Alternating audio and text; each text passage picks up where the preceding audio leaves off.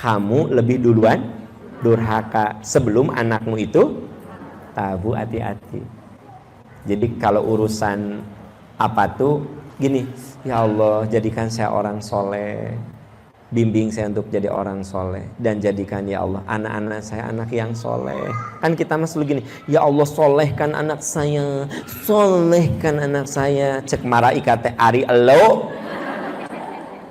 Jadi kita ini kudu memantaskan diri, layak enggak kita punya anak soleh. Mulai dari diri kita. Kalau ada yang nanya, apa salam yang tidak perlu dijawab? Salam sholat. Assalamualaikum. Cek di sebelah teh, waalaikumsalam. Nggak boleh. Assalamualaikum. Suami ibu lagi sholat duha, assalamualaikum. Ibu lagi lewat, waalaikumsalam. Nggak usah. Jadi salamnya orang sholat mah nggak usah dijawab. Nah, ketika kita mengakhiri sholat mengatakan keselamatan untuk Anda, itu kamu harus bawa saat kamu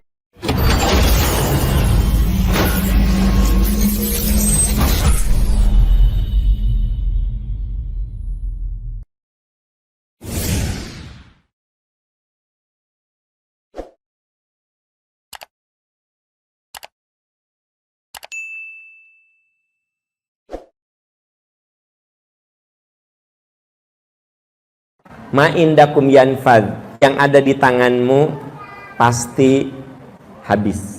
Itu yang pertama. Ciri dunia apa? Tidak ada yang abadi, fana.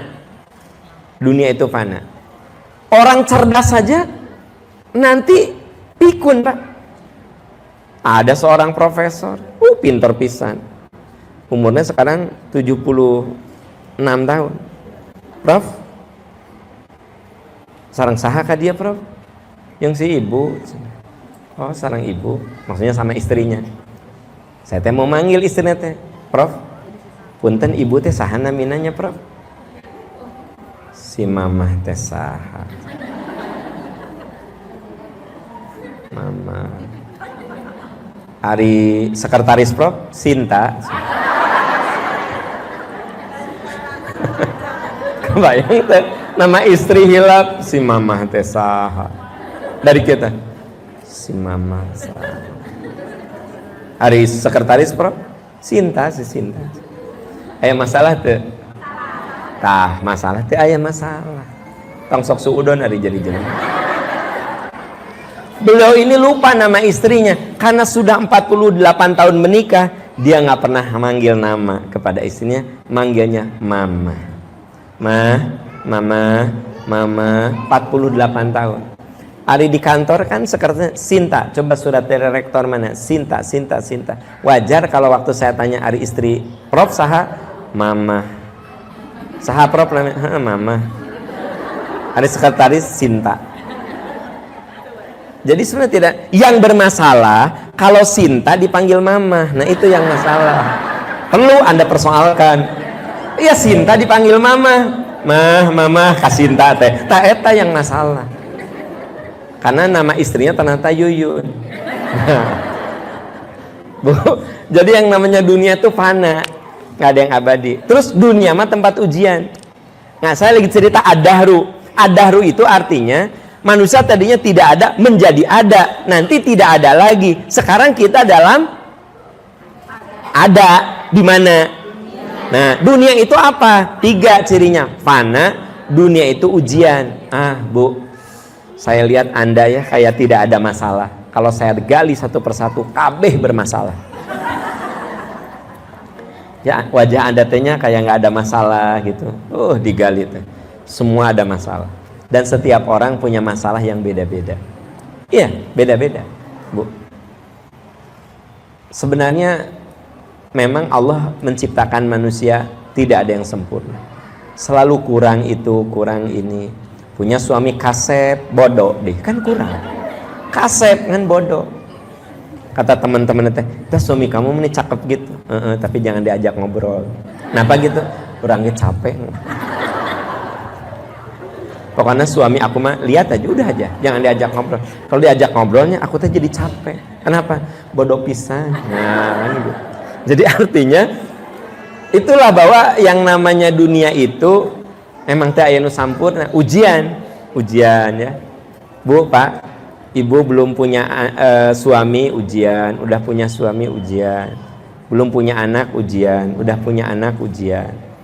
Yang punya anak tuh kadang merasa lelah ngadepin anak. Yang tidak punya anak merasa lelah nunggu anak, gitu. Begitu kan? Artinya apa? Nikmati saja semuanya. Nikmati saja. Karena walau bagaimanapun orang itu pasti diuji selama di dunia. Menurut surat Al-Anbiya ayat 35, wa nablukum bisyarri wal khairi fitnah. Kami akan mengujimu dengan baik dan buruk. Surat Al-Anbiya 35. Kami akan mengujimu dengan baik dan buruk. Nah, berarti apa? Manusia mah selama hidup pasti ada ujian. Kemudian ya, kadang di dalam kebaikan ada ujian. Kebayang nggak? Dalam kebaikan ada ujian. Bu, kalau ibu punya suami kaya, kebaikan bukan? Kebaikan lah. Teteh, itu suami Anda ya Allah kaya banget, rumahnya keren, mobil keren. Tapi orang nggak tahu kalau suaminya itu pelitnya, nauzubillah. Kan, teteh, eta suami Anda menik kaya pisan, cek hati Anda teh ngan pedit. Emang pelit sih gitu. Coba dari luar kelihatan masalah tidak? Sukses. Yang satu mah punya suami dermawan banget tapi miskin. Apapun yang diminta istrinya, sok mah ari aya mah gitu. Jadi dermawan tapi miskin. Ayah, mamah teh pengen beli motor, jangan motor atuh mah, mobil. Sok ada duit mah sok. Ayah mah nggak akan pelit. Gitu. Jadi dermawan teh, tapi nggak punya apa-apa. Ayah, ini rumah teh udah pada bocor gini, renov atuh. Apa? Renov, ratakeun. Bayar arsitek termahal, bikin 3 lantai. Ayah duit mah sok, ayah mah moal pelit. Jadi memang hidup mah kayak begitu, ya, kayak begitu Bu hidup mah. Makanya Anda jangan melihat orang tuh dari luar, pasti di dalamnya itu ada masalah. Semua orang ada masalah, semuanya ada masalah. Tidak ada yang tidak bermasalah. Itu janji Allah, wa nablukum bisyarri wal khairi fitnah. Kami mengujimu dengan baik dan buruk. Nah, ya. Kemudian dunia itu kita kan dahru itu tidak ada menjadi tidak ada. Nah, kita ini di alam ada sekarang. Ternyata dunia itu ujian, dunia itu fana. Satu lagi, dunia itu tempat menanam kebaikan. Sok, di dunia mah tanam aja kebaikan. Tanam aja Bu. Karena walau bagaimanapun apa yang kita tanam akan kita panen. Dan manusia itu nanti akan menjadi sejarah. Ya. Kalau ibu telaten sama anak, telaten sama suami, Bu, kalau ibu meninggal dikenang oleh suami ibu. Ya. Ada orang yang istrinya telaten bisa. Sampai dia bilang ini, "Duh, saya teh ya baru nyadar istri saya teh perhatian banget. Saya mah Pak kadang tidak tahu ini pakai baju apa, hari apa, baju apa. Karena istri saya sudah nyiapin semua. Sarapan udah disiapin, kadang makan siang suka dikirim. Begitu istrinya meninggal, dia teh merasa kehilangan banget. Nah, kalau Anda meninggal, suami Anda kehilangan enggak? Mau ada tara nyiapkeun naon Anda mah? Baju diistrika ku suami atau sarapan dibikin ku suami, ya kan? Kalau mau makan siang nyari sorangan. Makan sore wae ngagojek apa ngagofood atuh. Terus Anda meninggal, nggak ada yang hilang, dah ketara diurus. Ya nggak? Biasanya kalau istri ngurus banget sama suami, begitu istri nggak ada, suami pasti kehilangan. Ya kayak teman saya itu, aduh Kang bener ya, saya teh kan PNS Kang, pegawai negeri, kan kadang kapan pakai batik, kapan pakai baju ini. Saya mah kadang-kadang udah di kasur aja, mandi pakai, gitu kan, gitu. Istri saya meninggal, kadang saya teh bingung, ini teh pakai baju yang mana ya. Terus gini, kalau mau pergi selalu si istrinya sudah bikin di kotak itu makanan ringan, buah-buahan. Sehingga saya mah kalau di kantor lapar teh makan buah we, teman-teman mah makan gorengan segala macam gitu. Ternyata setelah istri saya meninggal, bener loh saya kehilangan. Nah, jadi kalau orang beramal soleh nanti orang kehilangan kita. Tapi mun ibu tara pernahnya, suami ge nggak akan pernah kehilangan. Bahkan ngalengit teh ini asaplong si mama nggak ada terudeting. Nah. Ya. Jadi Bu, saya lagi cerita apa Bu? Nah, jadi pertama waktu itu disebut al-asr. Jadi seorang itu rugi dan tidak tergantung bagaimana mengisi hidupnya. Yang kedua mauqut. Orang itu sukses dan tidak tergantung bagaimana dia memanage waktunya. Yang ketiga ad-dahru. Manusia harus sadar bahwa dia itu fana.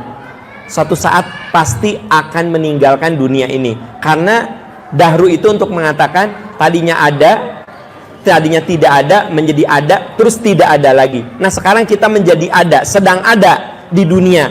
Maka kita kudu sadar dunia itu fana, dunia itu ujian, dunia itu tempat menanam kebaikan.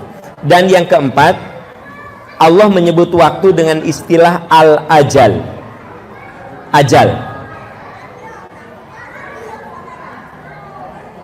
Ajal. Nah, ini dijelaskan di dalam surat Yunus ayat 49. Ajal. Ajal itu untuk menunjukkan bahwa segala sesuatu pasti akan mati. Itu ajal. Ajal. Ajal ya. Itu sudah jadi bahasa Indonesia kok. Ajalnya tiba. Ajal itu artinya segala sesuatu ada ujungnya. Bu, Pak, segala sesuatu ada ujung. Ya. Saya ingin tanya, sesayang-sayangnya ibu kepada anak, ada ajal nggak? Ada ujung nggak? Apa ujungnya? Apa ujungnya? Bu, sesayang-sayangnya ibu sama anak, ada ajal, ada ujungnya. Ujungnya apa? Apa? Sebelum mati tong kana maot wae atuh. Bu, saya sayang sama anak. Tapi begitu dia nikah, ajal, ada waktunya. Sayang saya kepada anak nggak boleh seperti dia belum nikah. Paham nggak? Dia sudah punya suami, ya. Saya ingin bawa dia ke luar negeri. Kan nggak bisa ujuk-ujuk. Teteh ikut ayah. Kaman ayah? Eropa. Salah tidak? Kalaupun mau bawa suaminya. Kalaupun mau ngobrol sama suaminya. Beda dengan dulu. Teh, papa mau ke Eropa, ikut yuk. Gitu. Tong Eropa itulah jauh teh. Ka Garut teh. Asa ideal tehnya Eropa mah. Teteh, papa mau ke Garut, ikut yuk. Ikut. Tapi kalau sudah berumah tangga, ada ajal. Ada saat dimana saya tidak bisa semudah waktu dia belum menikah. Benar nggak gitu? Tabu, ibu ge kudu hati-hati kalau anak sudah nikah, jangan diperlakukan seperti dia teh belum nikah. Asup ke rumah teh, neng, nah hordeng teh koneng ya teh. Biarin, dia udah punya istri, dia punya suami, ya, tidak boleh intervensi. Saya ingin cerita di sini bahwa yang namanya manusia pasti ada ajalnya. Ibu sayang banget sama suami. Satu saat ada ajal. Ajal itu apa? Sesungguhnya apa di situ? Ada batas. Ibu harus berpisah sama suami ibu. Dua kemungkinan, bisa ibu yang meninggal atau suami ibu yang meninggal. Itu namanya apa? Itu yang dikatakan likulli ummatin ajalun. Setiap umat itu ada ajal, setiap orang itu ada ajal, setiap bangsa itu ada ajal. Contoh, ada nggak sekarang Uni Soviet? Ada nggak sayang? Ya, Uni Soviet ada tuh.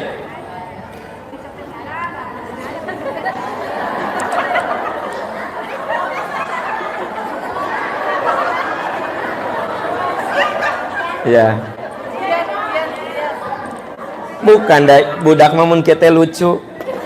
Mun Anda teh lucu. Hidup datang kieu. Ibu bapak, jadi ternyata segala sesuatu ada ajal. Uni Soviet sudah nggak ada, udah ajal. Sekarang sudah menjadi negara-negara bagian, gitu. Jadi umat ada ajal, kita ada ajal. Nah, coba lihat di surat Yunus ayat 49. Qul la amliku li nafsi dharran. Sudah ditemukan, Bu? Ayat 49. Qul la amliku li nafsi dharran wala naf'an illa ma syaa Allah. Likulli ummatin ajalun idza jaa ajaluhum fala yastakhiruna sa'atan wala yastaqdimun. Aku tidak kuasa menolak madarat maupun mendatangkan manfaat kepada diriku kecuali apa yang dikehendaki Allah. Bu, katakan Muhammad, aku tidak kuasa menolak madarat maupun mendatangkan manfaat kecuali apa yang Allah kehendaki. Jadi kita tuh gini, Bu, dalam hidup tuh berusaha sebaik mungkin. Yang menimpa kita baik dan buruk etama kuasa Allah. Ada nggak orang yang gaya hidupnya sehat tapi sakit? Ada nggak orang yang tidak merokok tapi kena kanker paru-paru? Nah, jadi yang penting kita mah ikhtiar dalam. Ada nggak orang yang ngedidik anak dengan sungguh-sungguh tapi anaknya tidak soleh? Ada. Ada nggak orang yang mencari suami di tempat yang bagus tapi suaminya tidak soleh? Nah, lebih keras Dino tadi. Jadi berarti kan banyak kasus di dia. Nah, jadi kadang-kadang orang tuh cari tempat yang bagus, mencari suami tuh di tempat yang bagus. Udah nikah teh, kok gini ya? Padahal orang ini dulu aku ketemunya di masjid, dia teh ahli masjid, tapi kok kelakuannya kayak begini. Nah, itu yang saya katakan, aku tidak kuasa menolak madarat maupun mendatangkan manfaat kecuali apa yang Allah kehendaki. Setiap umat mempunyai ajal, ada batas waktu.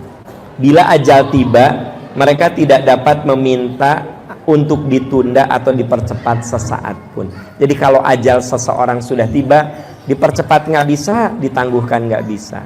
Berarti semua ada pada kuasa Allah. Jadi kita kudu sadar, Bu, saya dan kita semua kudu sadar, sehat kita itu ada ajalnya. Ada orang yang tadinya sehat, ujug-ujug ada penyakit. Penyakitnya itu membuat dia sebulan kemudian meninggal. Sampai gini, ya Allah, meninggal ada tanda-tanda dia teh sakit. Kayak ada teman saya, Bu, sehat segala macam ya, ujug-ujug lagi di kampus teh pingsan aja, bawa ke rumah sakit, diagnosis, seminggu kemudian ketahuan kanker darah, udah stadium 4, ujug-ujug kan 2 minggu kemudian meninggal aja. Atuh, Bu, orang rajin olahraga, gaya hidupnya sehat, kalau lihat badannya mah atletis gitu ya, ada rajin olahraga, gaya hidupnya benar, saumnya juga rajin gitu, sehat lah, sehat, sampai sering dipuji, ih kamu mah sehat begitu, ujug-ujug plek weh kena kanker darah, udah gitu langsung ketahuannya stadium 3, 2 minggu kemudian maut weh. Itu yang disebut orang itu sehat ada ajal, semua ada ajal. Nah, kita kudu siap dengan kenyataan kita ini pasti oleh Allah dibatasi. Makanya di ayat ini dikatakan likulli ummatin ajalun. Setiap orang itu ada ajal. Apabila ajal tiba la yastakhiruna sa'atan wa la yastaqdimun. Nah, Ibu Bapak, itu 4 nama waktu yang ada di Quran. 1 Al-Asr. Apa Al-Asr artinya? Demi waktu. Manusia itu beruntung kalau mengisi hidup dengan iman, amal, dan saling menasihati dalam kebaikan dan keburukan. Yang kedua, untuk menggambarkan bahwa kesuksesan seseorang ditentukan oleh kemampuan dalam memanage waktu. Selalu dia mah definitif, ya. Nah, kalau ada mahasiswa kuliah tepat waktu, dia teh mau sangat berpegang teguh pada waktu. Kan Anda makan kuliah teh kudu 7 semester jadi 18 semester. Berarti tidak mau ya. Hampir di DO na guys. Hampir di DO ge, tapi pindah di universitas Anda teh. Kan gitu. Aya teh nu kitu. Aya, tapi di dia mah teh aya. Nah, itu mau Yang ketiga apa? Ad-dahru, untuk menggambarkan bahwa manusia itu tadinya tidak ada, menjadi ada, dan menjadi tidak ada lagi. Nah, kita di masa ada, di masa dunia nih sedang ada, dan dunia itu mempunyai 3 karakter: fana, ujian, tempat menanam kebaikan. Dan yang keempat, manusia disebut dengan Ajal. Untuk menggambarkan manusia harus siap mental, pasti satu saat ada ujung. Bu, ada ujung. Sehat kita ada ujungnya. Ya, waktu kita ada ujungnya. Jabatan, suami ibu punya jabatan, ada ujungnya. Presiden saja cuma 2 kali, gubernur cuma 2 kali, ada ujungnya. Gitu. Dan Allah mengatakan setiap umat itu ada ajal. Kalau ajalnya sudah tiba, nggak ada yang bisa menangguh, termasuk umur kita. Ya, kita terikat oleh ajal. Nah, ibu bapak, ajal inilah yang harus kita waspadai, karena jangan sampai ketika Allah memanggil kita, kita memang sedang dalam berbuat keburukan. Padahal semua orang itu sudah ditentukan ajalnya. Ya. Dengan memahami perspektif waktu dalam Al-Quran, sehingga kita bisa sadar bahwa dari situ kita tidak pernah menyepelekan waktu secara sia-sia. Sudah waktunya kita meninggalkan tontonan yang tidak berguna, obrolan yang tidak berguna, ya. Boleh ngobrol, coba yang bermanfaat. Boleh nonton, coba yang ada maslahatnya. Boleh duduk-duduk dengan teman, tapi coba cari yang akan ada kebaikan, gitu. Saya mah matak sok aneh kalau ayah ibu-ibu nganter anaknya ngobrol di teras teh di jam 8 sampai ke jam 11. Nyata ngobrolkeun eta sagala, ngobrolkeun mertua, ngobrolkeun aya kepala sekolah, tak eta kepala sekolahnya. Aya wali kelas, tak eta wali kelasnya. Cenah mah bobogohan jeung guru SD. Bu, yang saya ceritakan ini ngarang mitos apa fakta? Gini mak, saya dulu waktu anak saya masih kecil, Bu, kan Sabtu teh dulu mah sekolah. Saya teh suka menyengaja, sama istri saya bilang, pokoknya kalau Sabtu aku yang jemput anak-anak. Nah, saya teh kadang-kadang di sekolah anak-anak teh ngajemput, duduk, ya teh ibu-ibu ngajalajar gitu. Jadi kedengaran, bukan nguping. Kedengaran ngomongkan iya, ngomongkan itu, si itu. Terus dia, ari si papahnya Yesi itu kan berkumis ya. Kemarin mah yang jemputnya nggak berkumis loh. Jangan-jangan papah baru gitu kan. Cek saya ya, tahun sih. Ya kan bisa saja pamannya, uaknya, bibinya dibahas. Jangan-jangan eta teh papah baru. Bu, matak saya teh tahu dari oh iya dia menyatakan. Jika saya diomongkan. Bukan geeran jika mah diomongkan. Tapi saya teh dan dulu mah belum ada HP, dia bisa ngoprek HP. Kieu mah. Itu ketang saya mau bawa buku ya. Bawa buku gitu. Tapi pasti diomongkan gitu. Sok intelek. Gitu jika yang sok inteleknya habis kan. Tadinya misalnya jemput jam 10, kalau budak jam 10 keluar, kalau jol jam 10 itu suka nggak ada parkir, jadi saya teh setengah 10 sudah datang parkir ya, nunggu gitu. Jadi wejeng ibu-ibu, jadi kedengaran obrolan orang mah di isuk-isuk sia di dieu teh cenah di isuk-isuk terus kan berhenti jam 7 sampai ke jam 11 terus naon di dinya eta bener ngabahas segala tabu. Ya, kalau udah ibu tahu bagaimana Quran memandang waktu mah ibu teh naon lah ngobrol ke nukieu tinggalkeun, mendingan di rumah apa beberes ngelap-ngelap tah mending ngarerbul gitu, ngelap-ngelap ya, ngistrika nemenin pembantu supaya jadi maslahat ya gitu.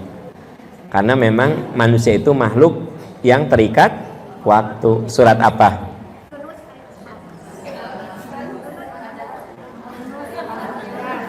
Menurut surat-surat yang sudah saya bahas.